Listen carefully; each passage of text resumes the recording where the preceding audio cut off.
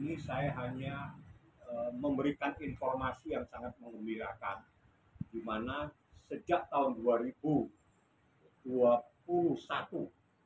ya, atau 2001 itu Mbak Lintang berjuang mendapatkan panggilan atau proses di mana ada seseorang yang diduga melakukan tindak pidana penipuan penggelapan. Nah, seperti itu kejadiannya terkait dengan SOS. Bansos itu terjadinya di tahun 2021. Ya, seperti itu.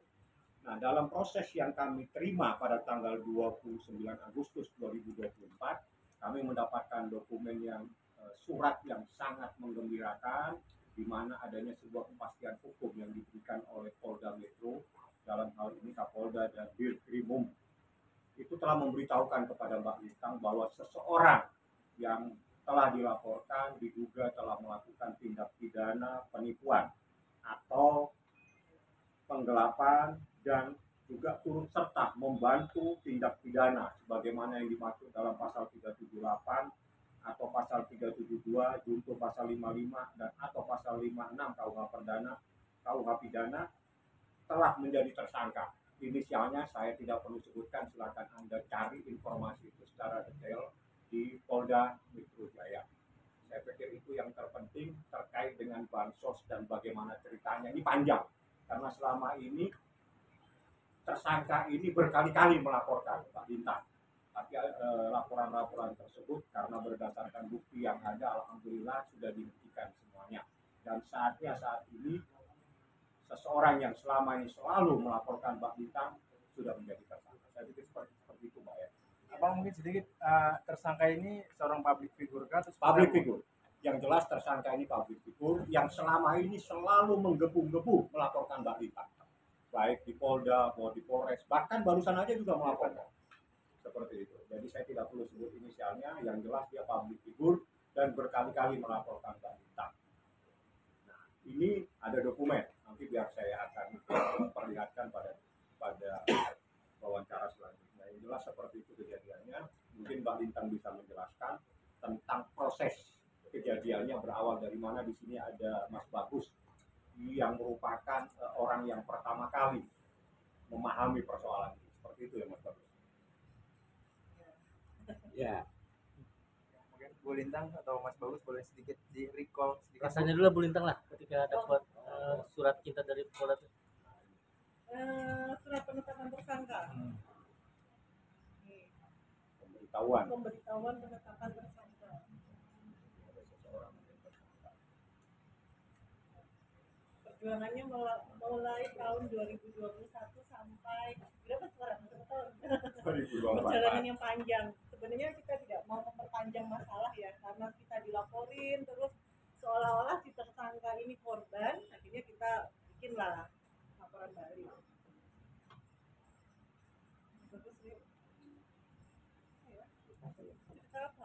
Dulu udah lengkap. Malah dulu kita dilaporin habis itu.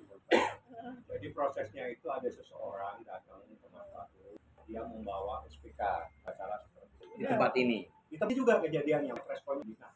Pada saat Mas Bagus carikan siapa yang bisa menjadi penyandang dana dalam persoalan itu.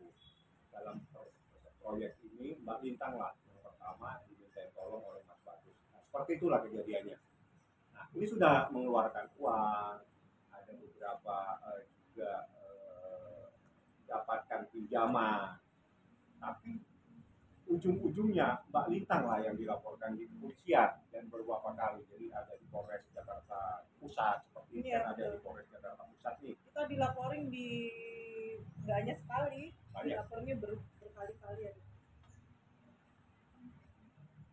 Ada di Polda Metro, ada di Polres Jakarta Pusat seperti ini. Polres Jakarta Pusat walaupun yang melaporkan itu inisialnya beda, tapi terkait dengan persoalan bansos tahun 2021 seperti itu lah. Mungkin Mas Bagus boleh cerita sedikit nggak kalau dia yang ahli. Awalnya gimana Mas Bagus sehingga Bu Lintang bisa terjebak tahun 2021 aja. Bulannya lupa. Bulannya nilai kerugiannya berapa sih? Nilai kerugiannya 40 miliar, 40 miliar kita udah cicil tinggal 28 miliar. tanggal berapa? Kok 2 juta langsung ada? Oh, tahu tanggalnya soal ada. Tanggal tahun 2021 Enggak, Mas. tanggalnya di sini. Tanggalnya di sini lupa aku. 14 September ya? Kayaknya ya.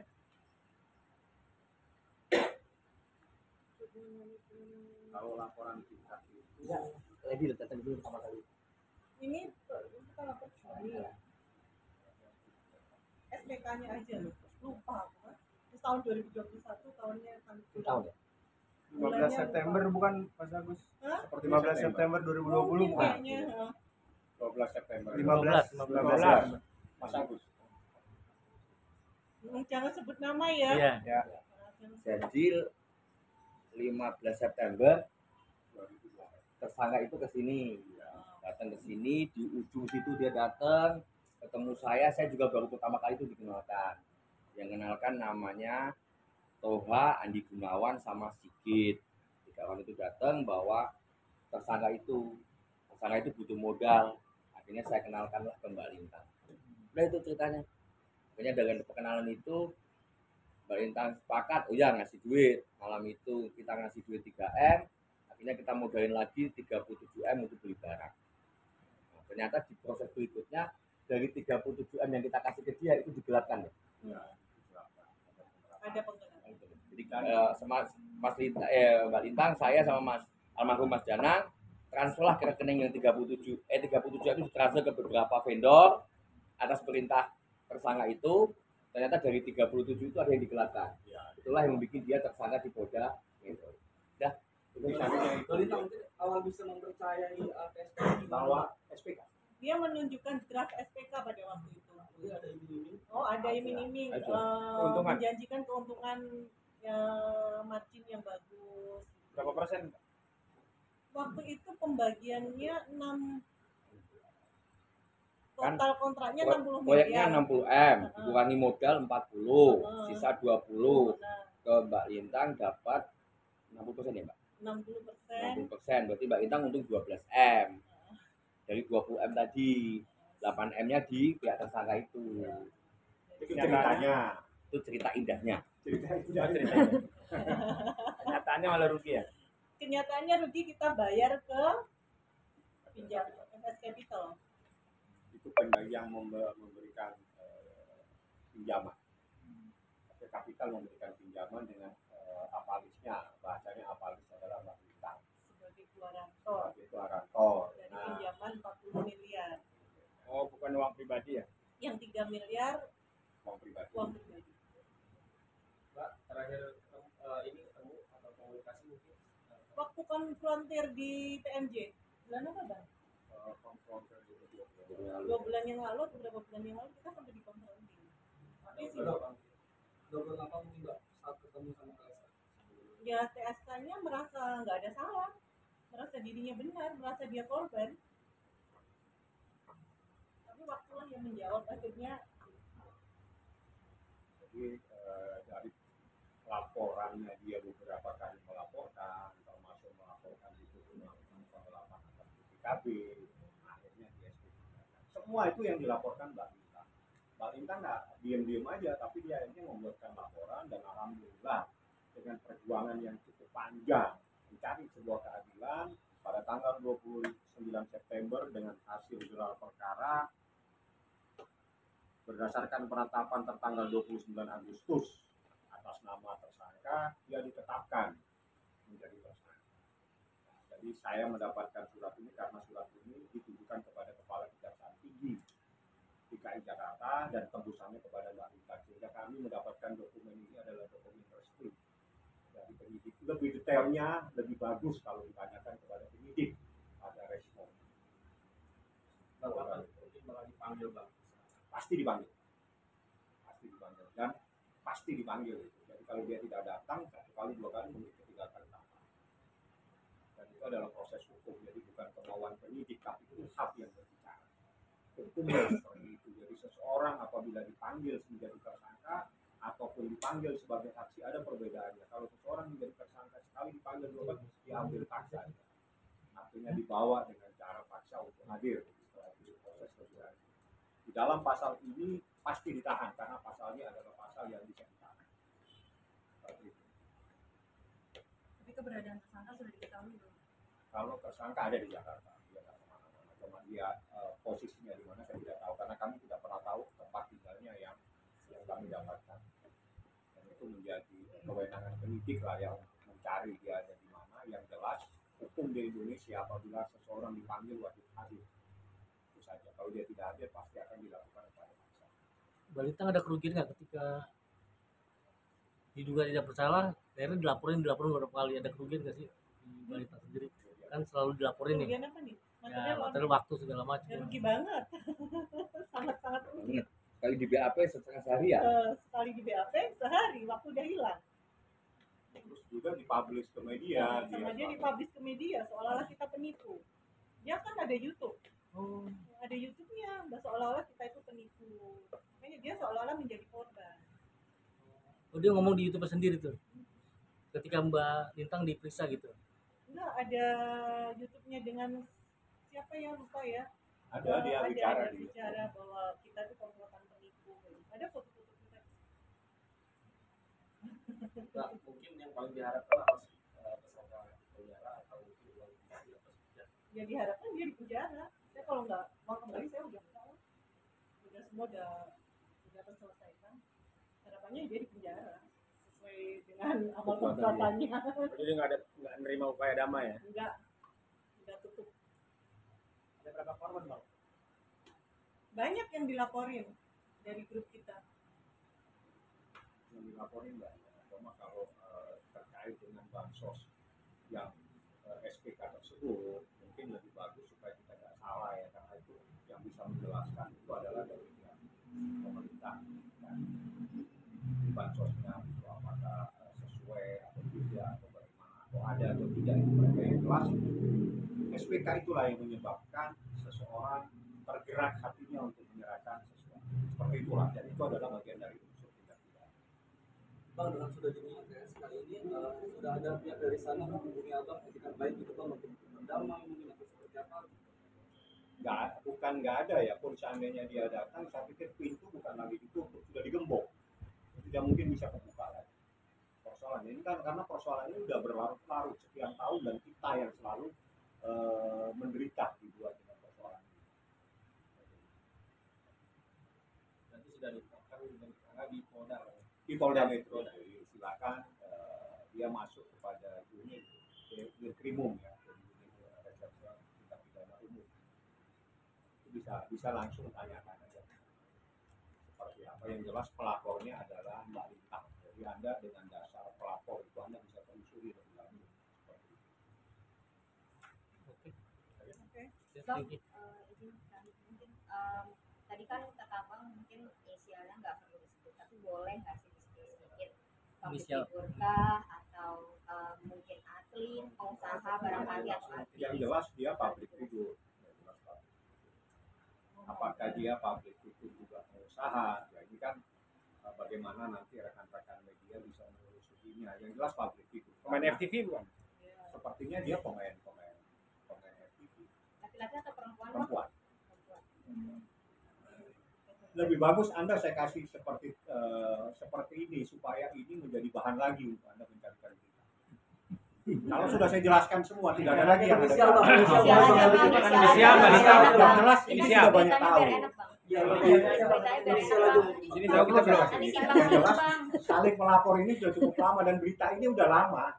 Iya, iya. Sejak 2021 ini sudah menjadi berita. Saling Artinya tuduh gimana? dia yang selalu menjadi korban. Saat inilah kita buka bahwa Mbak Lintang yang berjuang sejak tahun 2021 itu akhirnya diberikan keadilan oleh Polda Metro. Seseorang yang diduga melakukan tindak pidana akhirnya ditetapkan menjadi tersangka seperti itu. Inisial LM bukan, Inisial Bang? bukan. Jadi masalah bang ya? LM bukan, Bang? LM kan sudah jadi Iya, Bang. Sudah LM ya, Bang? Benar bang lagi masalah bang? Inisial Lintang LM. Masalah bukan bang? LM. Sudah mulia. Luka mulia. Berarti dari masalah bang ya? Lintang di SPK tersebut nama PT-nya apa? PT apa sih? Apa sih? Lupa namanya. MCP. Bidang usahanya, Pak? Pengadaan. pengadaan. Pengadaan. Katanya sih pengadaan. Ya kayak begitu tanya langsung. Iya. Karena susah saya ngomong. Karena yang jelas public figure kalau itu tidak bisa disangka lagi. Public figure itu lebih gampang kita mendapatkan informasi dibanding yang datangnya dia pengusaha. Bang itu kerjasama baru kali ini atau sebelumnya udah pernah? Tidak pernah tahu, tidak pernah kenal. Tiba-tiba datang seseorang menemui Mas Bagus, dia bawa ke SPK proyek pengadaan, dia butuh ada seseorang yang bisa memberikan bantuan supaya proyek ini berjalan. Itulah seperti kejadian. Datangnya di sini juga. Berarti pada saat itu tertarik dengan SPK atau public figure-nya? SPK SPK lah. dong, Kan iming-iming ada cuannya. keuntungan, kan ada cuannya. Cuannya 12 miliar. Berarti pada saat itu belum tahu kalau dia artis. Belum, saya belum. Belum. Cuannya 12 miliar kerja sebulan. Menarik sekali. Covid lagi. Itu pas COVID lagi ganas-ganasnya. Iya. Ada di sini, makan di bawah juga seperti yang kita tadi lagi Nah santai-santai. itu ada yang mengenalkan atau memang kebetulan gimana? Ada yang mengenalkan, datang ke sini dengan membawa draft SPK.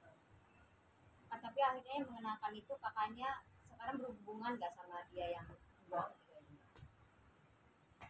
Bu Endang mungkin sedikit tanggal 25 September itu kan Bu Endang transfer uang. Tanggal 27-nya tahu SPK itu palsu. Tahunya dari mana? Nah, gitu. Ada salah satu kawan, telepon salah satu kawan, menerangkan bahwa SPK-nya palsu. Karena kalau Dasarnya apa? kalau apa Ya, depan, Pak. akhir kita cek ke Pemda bahwa Pemda nggak pernah Pemda mengeluarkan tidak- dokumen itu. tidak pernah mengeluarkan dokumen dan pengadaan dari Pemprov DKI itu tidak pernah ke perorangan, pasti ke BUMD-nya DKI. Kayak ke Pasar Jaya, kayak gitu contohnya. Tapi kan sudah sempat dibelanjakan tuh Bu ya. Oh dia dibelanjakan semua. Lalu akhirnya di buyback atau seperti apa sih Bu Loh, akhirnya? kita minta di buyback dia nggak mau. Nggak mau. Karena ternyata ada yang digelapkan tadi. Iya. Dia dapat fee dari situ ya. Dapat Ya, itu. dari buyback itulah masalahnya. Masih banyak lah yang kalau kita mau telusuri lebih dalam lagi masih banyak lagi unsur-unsur penggelapannya masih banyak. Tapi kita udah cukup lah semuanya. Dengan ditetapin tersangka dengan bukti ini udah cukup puas ya kan Mas? Wah. Menunggu keadilan 3 tahun setengah. Iya. Jadi memang kita minta tolong teman-teman. Kalau kerugian sendiri, sudah material dan pemeteran sendiri totalnya gimana? Yang kita dari yang sisa itu ya kita yang selesaiin ke FS Capital. Bahkan kita digugat secara perdata di PN Tangerang Oleh? sama LM pertamanya. Sama tersangka ini kita digugat. Harus mengembalikan berapa? Enggak, 100 miliar. 100 miliar. Kita harus ganti rugi ke dia 100 miliar. Akhirnya gugatan dia kalah kan? Kalah gugatan dia. Ini orang agak ada gila-gilanya dikit. Lalu nasib jaminan BPKB-nya dia yang dijaminan ke Ibu itu seperti apa Bu? Itu kan yang kemudian menjadi alasan dia melaporkan penggelapan ke Ibu kan? BPKB-nya udah ada sama dia. Dari Walaupun balikin. kita pegang BPKB kan kita nggak bisa jual. Nggak ada barangnya, mau diapain? Iya kan? Nggak ada barangnya, mau diapain BPKB? Dan Itu dikembalikan langsung ke dia atau Udah Udah diserahin. dikembalikan sama Langsung. Polres Jakarta Pusat. Jakarta Pusat. Sama Polres Jakarta dikembalikan. Udah selesai lah itu. Udah selesai. Bang, sebelumnya dana yang sudah disalurkan itu udah nyampe nggak sih ke bansos itu? Sebelumnya apa? Orang SPK-nya sebagian- palsu, SPK-nya kan palsu. Oh belum, tapi belum ada yang Menerima gitu. Mungkin separuh atau misalkan nggak nyampe. Enggak aja sampai gudangnya si tersangka aja barang-barang. Kita beli, kita transfer ke vendor-vendor. Dari barang itu dikirimlah ke gudangnya tersangka. Tuh gudangnya. Bang, akhirnya jadi sampai 3 tahun tuh apa Bang? Yang bikin Proses Pak. Ruwet Tapi banget nih alot nih Bang, apa gimana? satu dia COVID. terlalu pintar. Oh satu kok. COVID juga menentukan proses hukum. Jadi yang kedua kan saling melapor nih, ada saling lapor, dia juga melaporkan cukup banyak. Jadi setiap mungkin proses berjalan dia juga ngomong, saya juga melaporkan. Jadi akhirnya penyidik juga harus objektif dong melihat masalah ini. Jadi diikutin sama penyidik sampai putusan pengadilan pun kita bawa ini loh seperti ini putusannya. Jadi nggak ada. Jadi selama ini siapa yang dihukum ini dalam putusan pengadilan jelas. Jadi kalau proses ini panjang itu memang satu ada COVID yang memang itu menjadi bencana. Nah, yang kedua memang ada saling lapor melapor di mana penyidik harus objektif terhadap sebuah kasus. Dia nggak boleh ke kanan, nggak boleh ke kiri. Kacamatanya harus jelas, kacamata kuda melihat sesuatu. Nah, inilah proses berjalan. Setiap di proses pasti dia bawa tangkisan. Tangkisannya adalah saya juga melaporkan Pak Bintang dilaporkan penggelapan segala macam. Karena ini kan saling lapor. Nah, pada saat ada situasi saling lapor, penyidik harus objektif. Alhamdulillah dalam proses yang cukup panjang ini kebenaran itu terungkap. Iya, akhirnya diselamatkan. Itulah prosesnya kalau Anda tanya kenapa. Kapan Bang ditetapkan itu? Kalau dalam surat ini penetapan tersangkanya 29 Agustus 2024.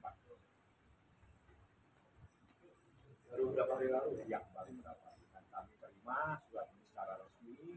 Surat ini ditujukan kepada Mbak Lintang selaku pelapor. Jadi aturan mainnya seperti itu sehingga kami punya dokumen resmi negara. Ya. Kalau laporan dari dia sendiri, SP3. oh sudah benar. Oh, Itulah yang dijadikan senjata untuk saling menangkis. Jadi termasuk kita pernah dilaporkan di Polres Jakarta Selatan sekarang ada di Polda, ada macam-macam. Dan alhamdulillah itu setelah kita jelaskan dia tidak semua. Dan dialah yang saat ini menjadi tersangka. Ya ikutin prosesnya, jangan kemana-mana. Dan dalam tindak pidana penipuan penggelapan junto 56 ya 55 ini ancamannya itu pasalnya bisa ditahan. Jadi di dalam KUHP itu ada pasal yang memang menyebabkan seseorang bisa ditahan. Jadi jangan dianggap bahwa karena ancamannya tidak di atas 5 tahun tidak ditahan. Ada beberapa pasal yang mengatur bahwa beberapa tindak pidana tertentu yang dicantumkan dalam KUHP pidana itu bisa ditahan. Salah satunya penipuan penggelapan. Walaupun maksimalnya adalah 4 tahun. Ya, jadi biar paham supaya kita jelas semua hukum yang berlaku, hukum acaranya seperti itu. Itu termasuk pidana murni nggak sih Bang? Ini pidana murni. Jadi masuknya makanya pidana umum ya, bukan pidana murni. Pidana umum karena ada pidana khusus. Nah, pidana khusus itu salah satunya adalah narkoba,